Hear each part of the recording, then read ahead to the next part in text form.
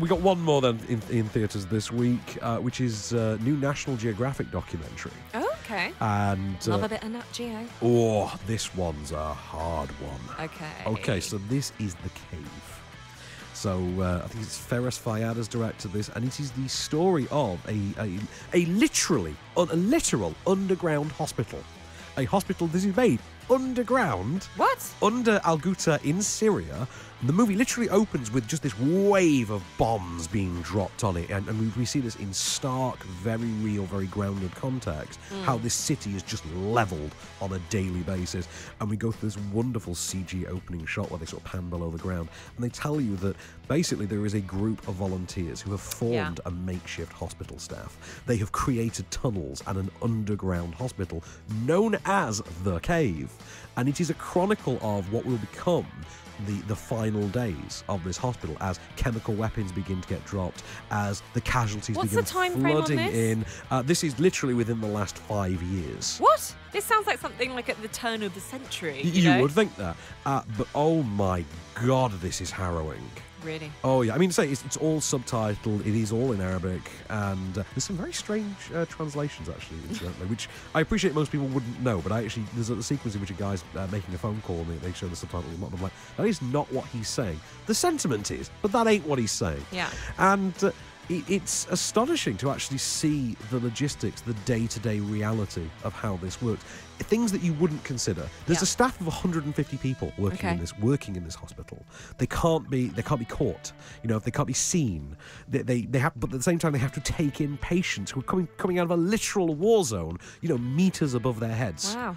And is this as compelling as something like? Do you remember there was a Netflix documentary called The White Helmets? Yes. Yes. Does this kind of go on par with that? Because that turned out to be, obviously it's a Netflix show, but it was very popular, harrowing, open your eyes to something that you wouldn't have. Very similar terrain. But like I say about the logistics and stuff, just like how do you feed 150 people when you have no budget? Yeah. And it's go out and buy me 5 kilos of rice, please, and I'm going to make this enormous drum of rice pudding. Wow. Go and buy me, 2 kilos of margarine, and they have to make this in like what's clearly a converted bathroom. Oh my goodness. And things like it's just the logistics of it. Doctors who have to perform actual surgery without the tools in this makeshift wood-panelled, surgical suite. And you know how doctors always have the sound systems. Yeah. They can listen to the classical music. You've got doctors literally propping Samsung Galaxies cheap Samsung Galaxies up against the wall to play YouTube videos of orchestras and things like that. Wow. It was, and as I say, this is all going on as bombs are literally, reverberating through the wall, and patients coming in droves, smelling of chlorine, and the risk of, are we bringing, hazardous materials in with us because we have no way of detecting it? Honestly, it's lump in throat stuff. End to end. Wow. It's only a 90-minuter, but it is a hard, trying watch. I think this sounds, though, as much as I hate to say it, this is definitely something that if I saw it on Netflix, I'd probably stop and watch it. You would, but to take myself out to the cinema and scout out one of the tiny independent cinemas that it might be seen at, it's probably not something I'd do, which is a shame, because we should be seeing more films like this. We should. As I said, this is a real eye-opener. I think this is a story that should be seen by more people. Yeah.